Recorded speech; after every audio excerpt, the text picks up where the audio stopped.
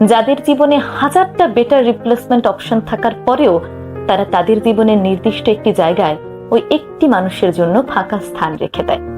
হয়তো রোজ দেখা হয় না, কথা হয় না, তবুও সেই মানুষটি আজও তার প্রিয় বন্ধু। তার জায়গাটি কেউ নিতে পারেনি, কিংবা সে নিজেই তার বন্ধুর জায়গাটি আর কাউকে দেয়নি। কারো জীবনে এতটুকু মূল্যায়ন পাওয়া ভীষণ ভাগ্যের ব্যাপার। আপনি যদি কারো জীবনের এমন মূল্যবান হয়ে থাকেন, কেউ যদি আপনাকে তার জীবনে ঠিক এই জায়গায় বসিয়ে থাকে, তাহলে তার সেই ভালোবাসার যথাযথ মূল্যায়ন করার চেষ্টা করুন। তার ভালোবাসা, তার সেই গুরুত্বকে আপনি শ্রদ্ধা করুন, সম্মান করুন। তার সেই ভরসা এবং বিশ্বাস বজায় রাখার চেষ্টা করুন।